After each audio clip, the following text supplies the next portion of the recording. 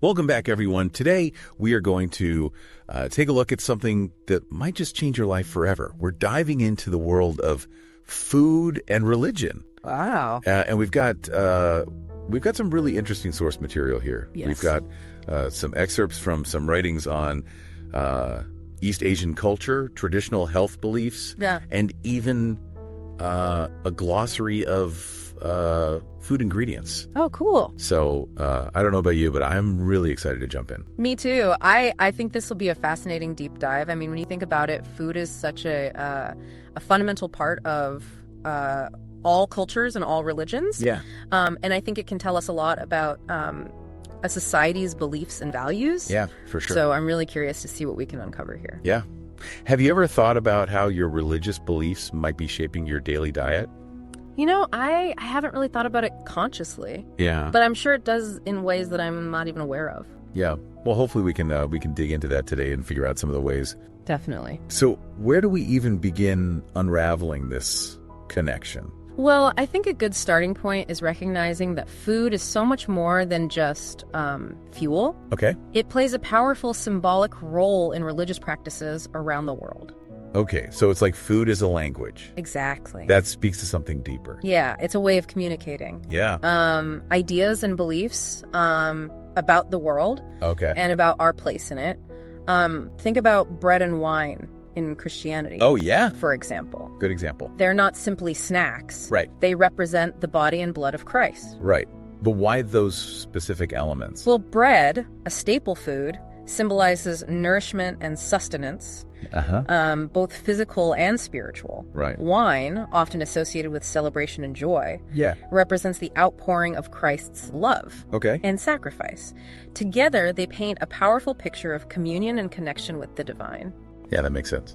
So are there other examples of specific foods in other religions that hold deep meaning? Absolutely. Take dates in Islam, for instance. Okay, yeah. They're used to break the fast during Ramadan. Right. But their significance goes beyond just satisfying hunger. So there's a deeper layer to it. Definitely. Okay. Dates are considered a blessed food in Islamic tradition. Oh. Prophet Muhammad himself broke his fast with dates.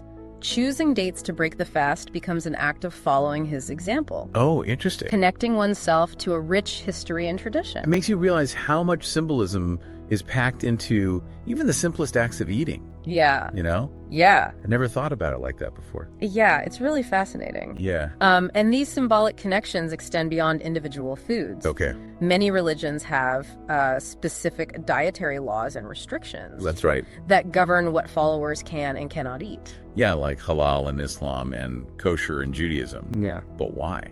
Well, there are many interpretations. Okay. Some believe these laws promote health and hygiene. Okay. While others see them as a way to cultivate self-discipline and spiritual awareness. So it's about aligning one's actions with one's beliefs, even in something as everyday as eating. Precisely. For example, the prohibition of pork in Islam is often interpreted as a way to purify the body and mind, to focus on what is considered wholesome and pure. Okay.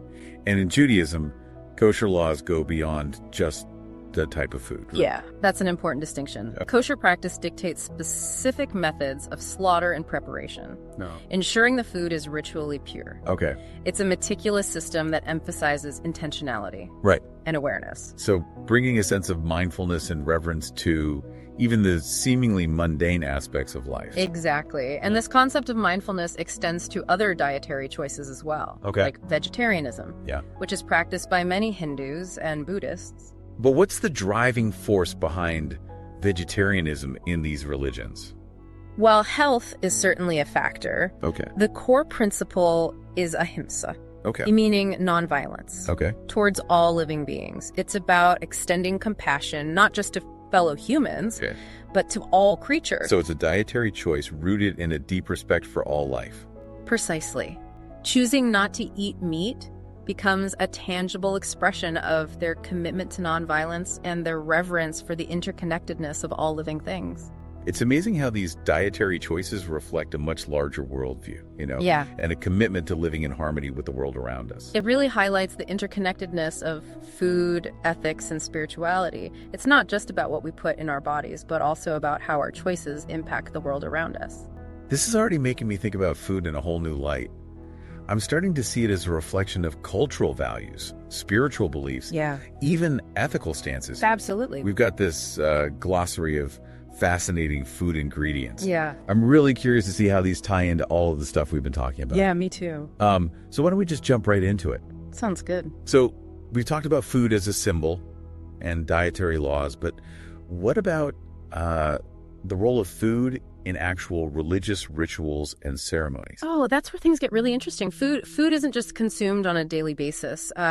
It often takes center stage in these rituals, adding a deeper layer of meaning to these events. Like the Seder plate in Judaism. Yeah. It's not just like a random assortment of snacks, right? No, not at all. Okay. Each item on the Seder plate holds a specific symbolic meaning related to the story of Passover. Okay. The Exodus from Egypt.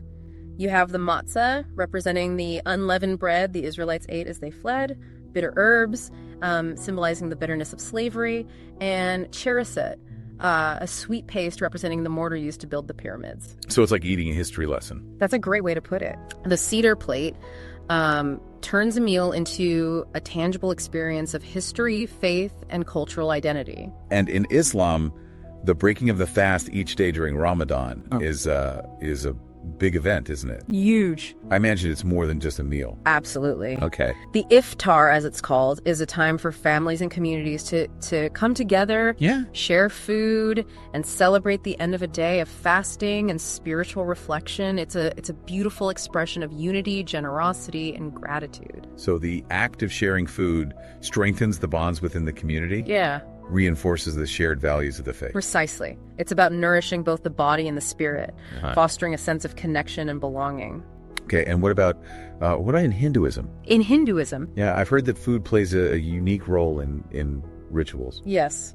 In Hinduism, food is often offered to deities as a way to show respect and seek their blessings. Okay.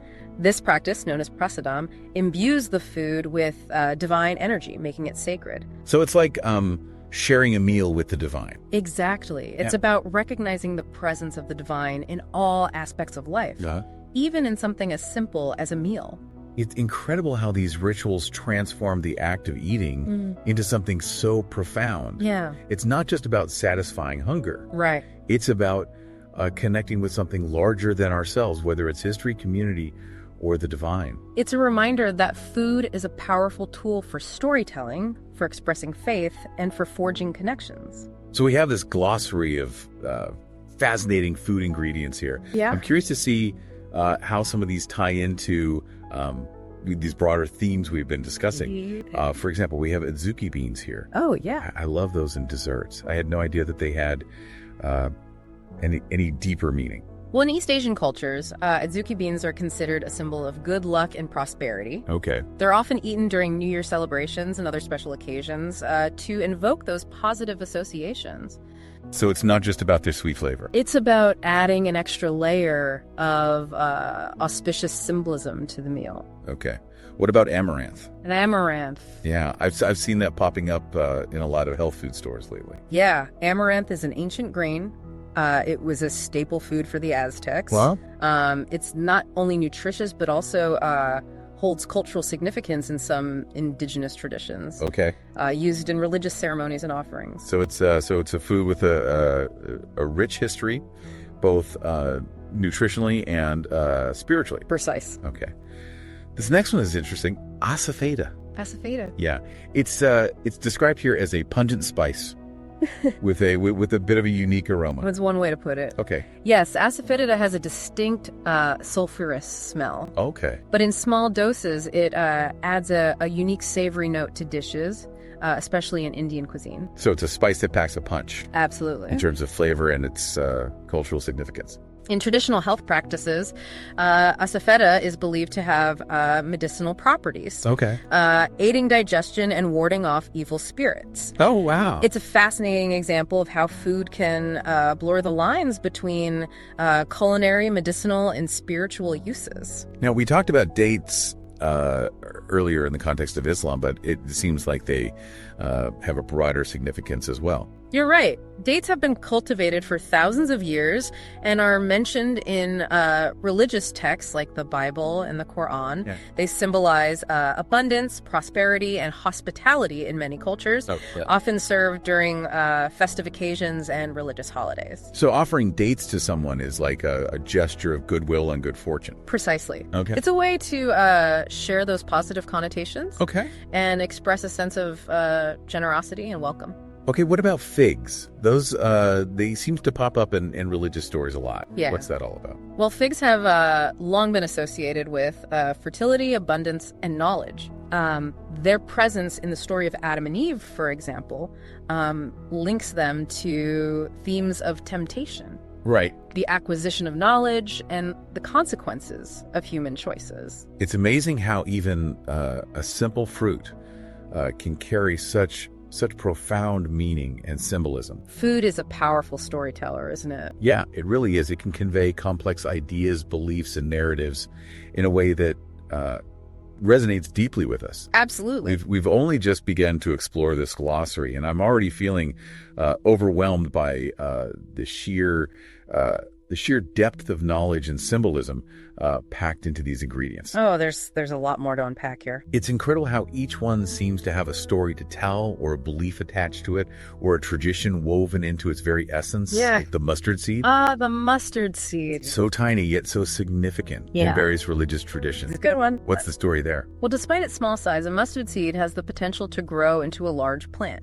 And this imagery is used in teachings like the Bible to illustrate the power of faith. Okay. Even a small amount of faith can have a huge impact. It's a powerful metaphor. Exactly. Yeah. It encourages us to see beyond the surface and recognize the potential within ourselves and the world around us. Now let's talk about pomegranates. Pomegranates. They always seem so exotic and luxurious to me. They are beautiful fruits. They are. Pomegranates have been associated with fertility, abundance, and rebirth in many cultures throughout history. Right. In ancient Greek mythology, the pomegranate was linked to Persephone, the queen of the underworld. Oh, yeah, I remember that story. Yeah. It's fascinating how a fruit can be woven into these ancient myths and legends. And in some Jewish traditions, pomegranates are believed to have 613 seeds. Oh, wow. Representing the 613 commandments in the Torah. Wow. It's amazing how much symbolism can be packed into a single fruit. Yeah. It makes you appreciate the layers of meaning embedded in the foods we eat. Absolutely. I can't forget about rice. Now, rice, of course. Such a staple food for so many cultures around the world. Absolutely. What's its significance in the context of religion? Well, in many East Asian cultures, rice is more than just food. It's a symbol of life, prosperity, and harmony. Okay. It's used in religious offerings and ceremonies, and even simple acts like sharing a bowl of rice with family hold. Deep cultural meaning. So it's about nourishment on multiple levels. Precisely. Both physical and spiritual. Sustenance, togetherness, and the interconnectedness of life. And in Hinduism, rice also plays a key role in rituals like weddings, right? Yes, that's right. Okay. It's often thrown over the newly married couple as a symbol of fertility and abundance. Oh. A way of wishing them a life filled with prosperity and happiness. Oh, yeah. It's a beautiful way to express blessings and hopes for the future through the sharing of food. Okay, we have 2 more ingredients on our list. Okay. Sesame seeds and turmeric. Sesame seeds and turmeric. What can you tell us about those? Well, sesame seeds are often associated with immortality and spiritual awakening in some Eastern religions. Okay. In Hinduism and Buddhism, for instance, they are used in rituals and offerings symbolizing the cycle of death and rebirth. Seems like a lot of weight for such tiny seeds to carry. It is, but it speaks to the power of symbolism and how even the smallest things can hold profound meaning. And lastly, we have turmeric. Turmeric. That golden spice that seems to be everywhere these days. Turmeric is more than just a trendy ingredient.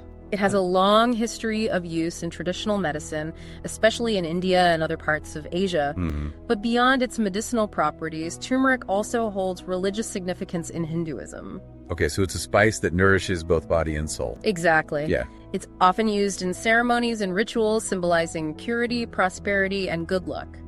This deep dive has been an incredible journey. It has? It's made me realize how much I take for granted about the food I eat. Yeah. I'm looking at my pantry in a whole new light. That's the beauty of exploring the intersection of food and religion.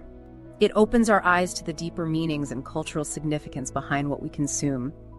It encourages us to be more mindful, to ask questions, and to appreciate the rich tapestry of traditions woven into our culinary experiences. So, dear listener, what does this all mean for you? Perhaps it's a reminder to be more curious about the food on your plate, to consider its origins, its symbolism, and the cultural stories it carries. Yeah. Who knows, you might just discover a whole new world of flavor and meaning right under your nose. And perhaps this exploration will inspire you to see food not just as sustenance, but as a powerful force that connects us to our history, our beliefs, and each other. Until next time, keep exploring, keep learning, and keep diving deep.